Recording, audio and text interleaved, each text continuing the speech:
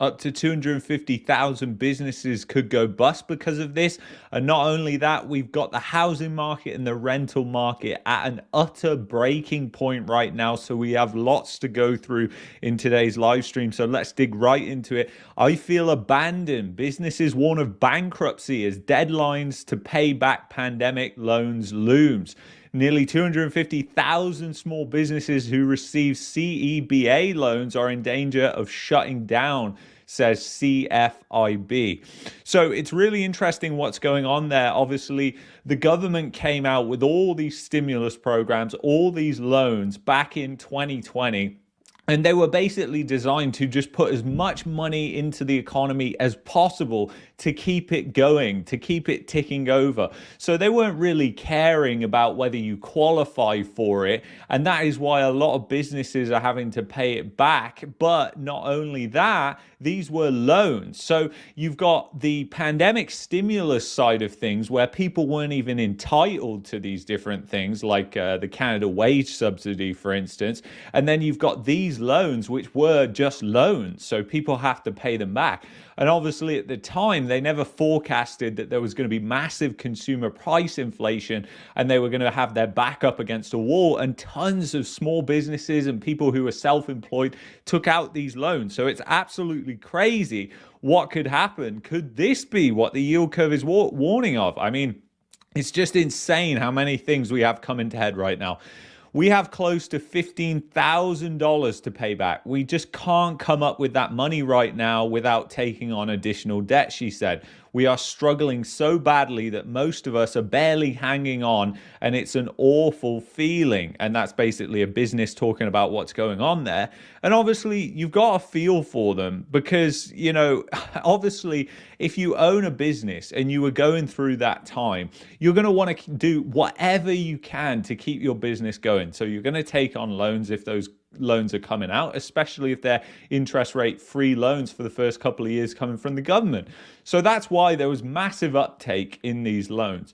But the problem is their businesses haven't really improved. And even though the government wants you to believe we're at the same point we were in 2019 and we had a booming economy in 2019, we didn't. I was selling my portfolio in 2019 because the yield curve was inverted in 2019. I had no idea what was going to happen. But look what happened in 2020. And the yield curve inverted last year.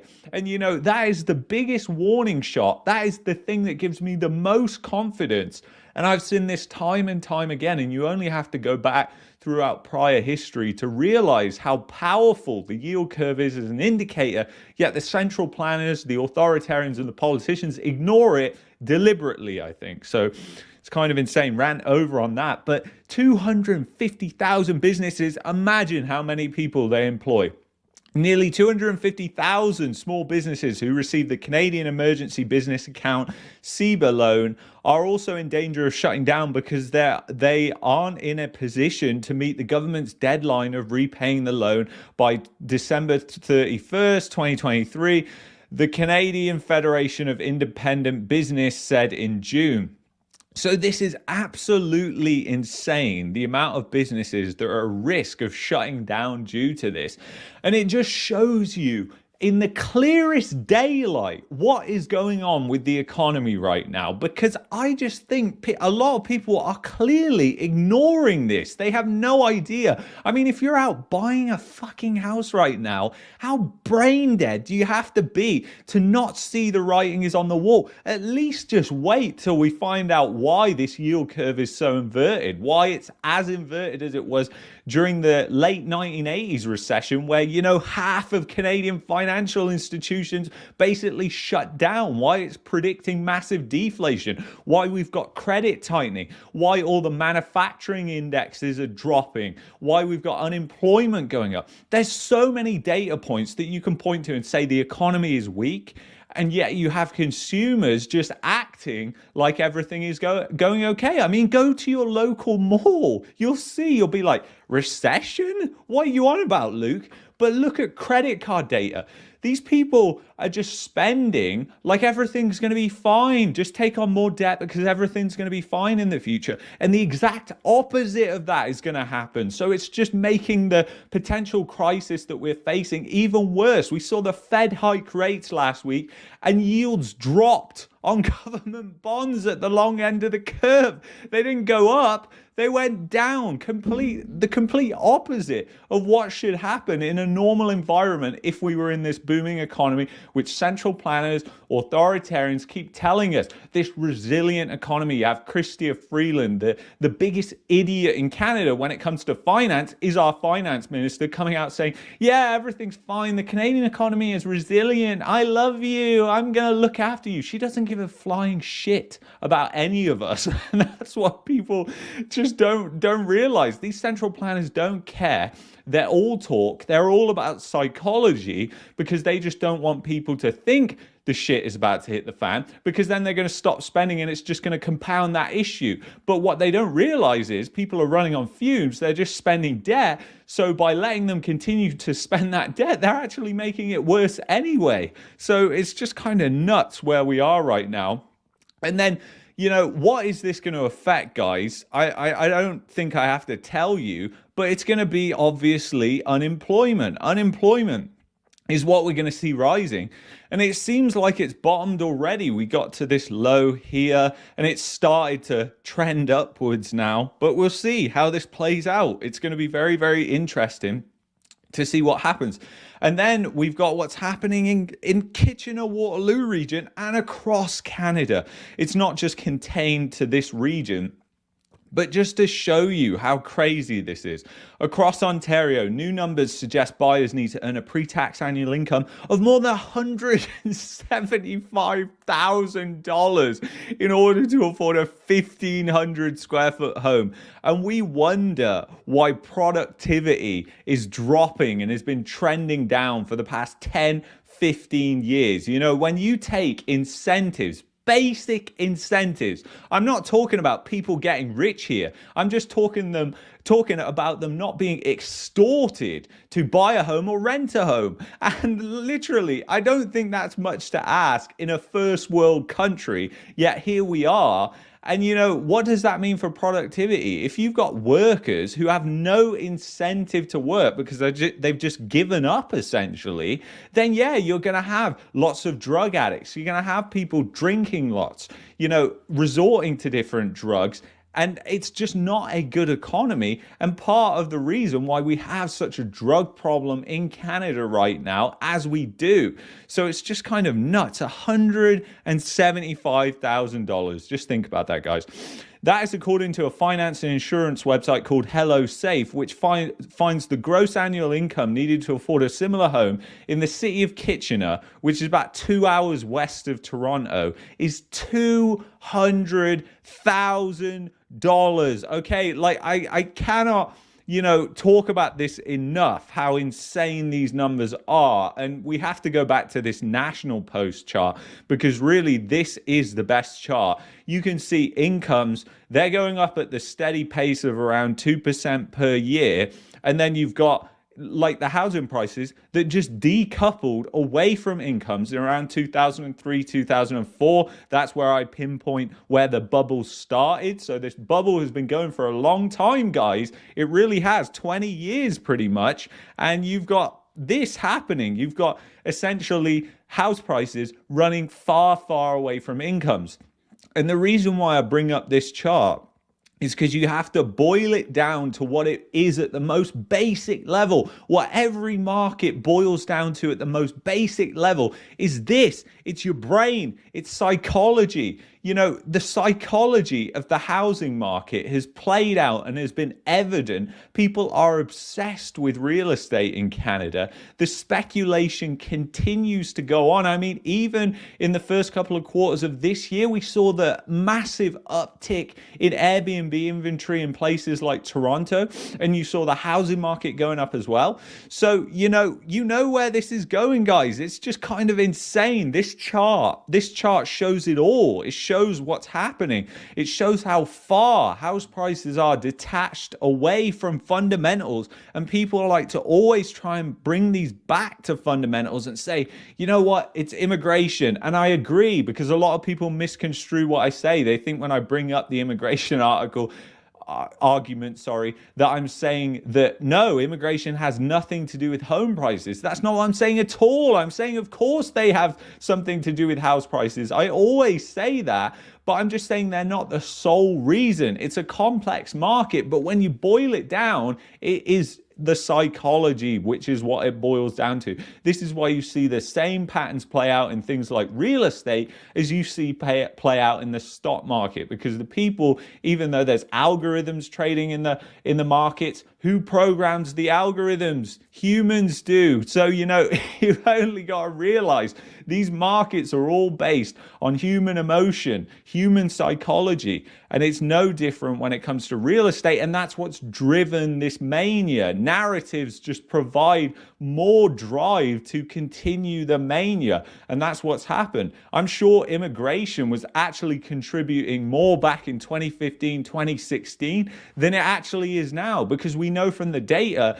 immigrants who are arriving in Canada, they have around $40,000 in savings. They can't afford a house with that, and they're earning around $35,000 a year, which is less than the average income for a Canadian. So they're not going to be able to afford a house. And if they're, coming with other relatives and there's 10 of them living in a house, then the amount of demand for housing that they then need is way less than people are saying. So just realize that argument as well. People are always trying to spin the immigration argument, but I think it boils down to the psychology when you got a market that is operating clearly against all fundamentals.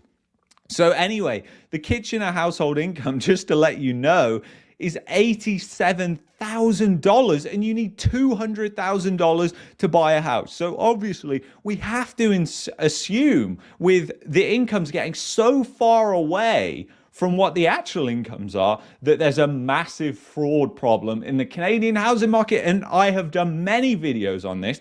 In fact, I have a playlist on this, which I will link at the end of this video. And I encourage you to go and watch it, because it is widely known that there is a fraud problem in Canada. It's just we haven't seen the flip side to that, which is it when everything goes wrong and everybody gets caught swimming naked, which will come. So anyway, let's continue on here. Canadian real estate industry downgrades home sales forecast. I mean, who really cares about the CREA? But if you do, they're now revising down their expectations of what's going to happen, because a couple of rate hikes from the Bank of Canada have come in. I mean, just think about that, guys. This market, the real estate market, turned last year in February, March, I can't remember which one, whenever that first rate hike came, it literally turned on a 25 basis point rate hike. And you have industries saying it's all about interest rates. Now it's all about interest rates suddenly. The market is all about interest rates.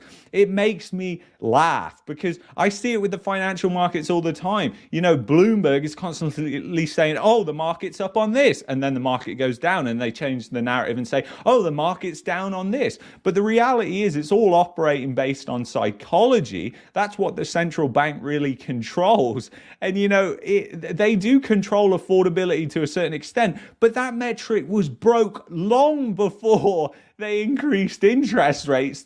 So to now come in and say it's all about the fact that interest rates have gone up and people can't afford it is just a stupid argument. Do you realize how stupid that is? I mean, I just think it is so hilarious how these industry experts constantly try and make a logical explanation for an illogical market. Makes no sense. Spurious correlation is what it is. So they're saying that they think home sales are going to drop, and they expect the slowdown to continue next year. So it's interesting. And, like I said, guys, this market turned on a 25 basis point hike. And since then, what? We've seen 450 basis points worth of tightening. And, it's just kind of crazy, but look at the trends data. I mean, that is the most indicative, in my opinion. That shows you closely, if you want logic, what it's attached to. And it's simply human emotion, human psychology, because people were worried about recession last year. They're not so worried about it this year at the moment, which is great for us, because that means we're getting into that time where we're likely on the other side of the boat, which is the minority, which means that it's more likely to happen. So it's very, very interesting what's going on. And then I want to show you this, because this just kind of shows the craziness, even in the rental market. So let's talk about the rental market, because it's largely unaffordable for many people. So, Toronto, the amount of household income that you need to rent a place, 56%, Vancouver, 61%, Kitchener, Waterloo, Cambridge, we were just talking about it, 44%.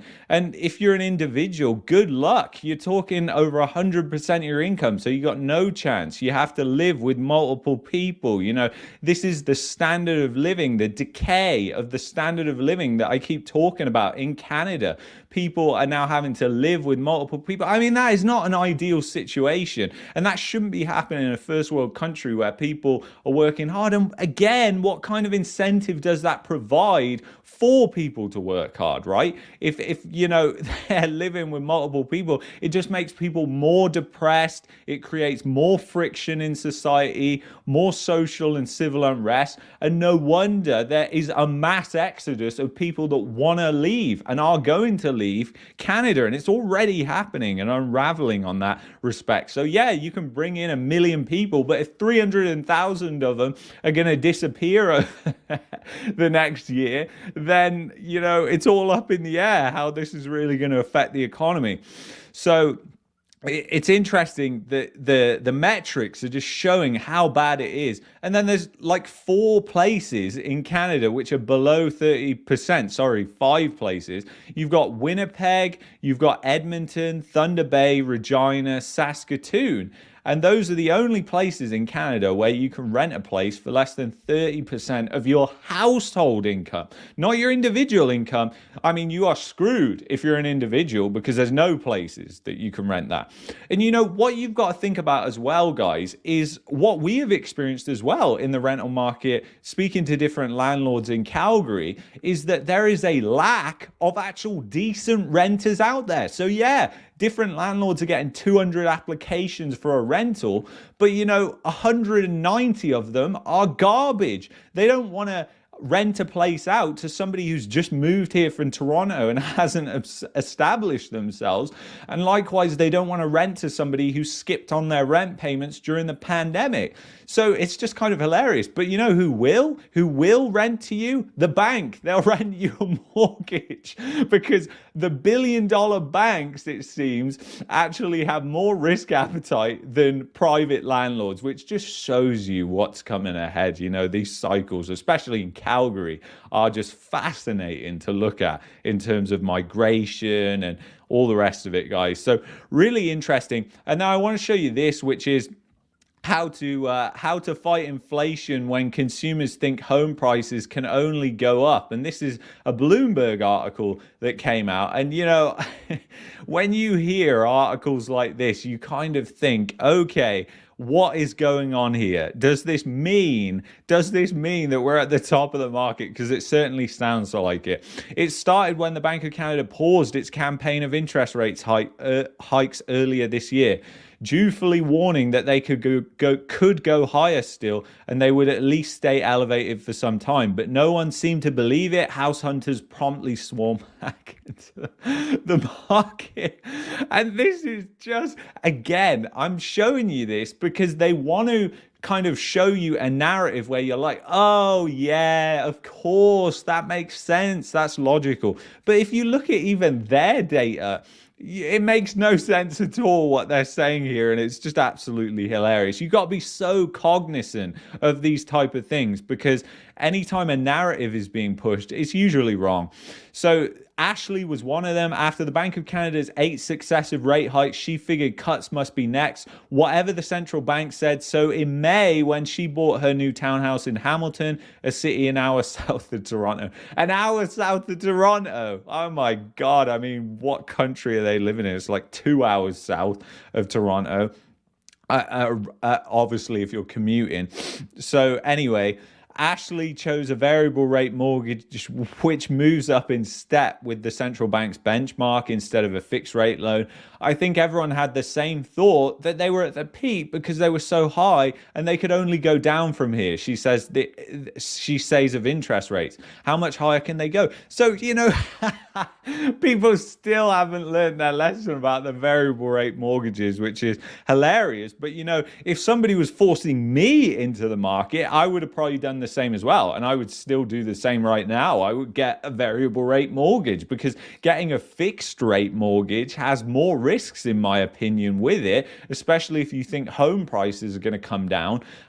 So I think a variable rate is a better a better thing to think about, considering the yield curve, considering what's going on with monetary deflation.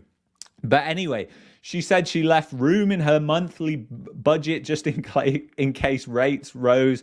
So she isn't worried, and she still believes it probably won't be long before the Bank of Canada's benchmark rate goes the other way, and she'll end up saving money in the end. I still have hope that it might come down in the fall, she says, of the central bank's benchmark rate. I just think you can never go wrong with real estate, and that is what I wanted to repeat to you guys. You can never go wrong with real estate. Just think about that line, because that, in the future, I just believe is going to be completely ridiculous. And when you look at this chart, it shows how ridiculous it is.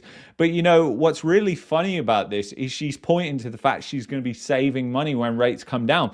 But when usually people are like that and the herd is thinking, okay, which they are right now, because they're all betting on 1 to 2 year rates, and they're thinking, okay, so interest rates are going to come down, and they might be right. In fact, I think they probably will be right on this one. However, that comes with a massive caveat that home prices may have gone way down after that as well. Credit tightening may have come in a lot more than it is when they took out that mortgage, and the bank may reassess the value of their property, and then they may be completely underwater. So things can be completely different, even though they were right when they said, yeah, interest rates are going to come down. But how that actually happens and how that actually affects their refinancing and what's going on with their finances could be a completely different story to what they're thinking. So I think it's very interesting. And I want to show you this as well, which somebody tweeted out, which I thought was interesting. You're starting to see the yield curve steepen. And this is something that normally happens when what? It normally happens when we're getting closer towards that recession. And it does seem likely, you've only got to look at what is happening with global trade in Europe and China to realize that we are heading into a massive recession. So this is just something that is going to be bad, guys. It's going to get gnarly. So I think what is happening is kind of crazy. So I hope you enjoyed this video. If you did, then please leave me a comment below. I love to speak to you in the comments. Thank you so much for watching. If you enjoyed this, you might like this playlist here about the fraud and the banking system. You may like this playlist here. If you're after a VPN, check out the link in the description, expressvpn.com/market mania. I'll see you in the next one. Take care, guys. Bye-bye.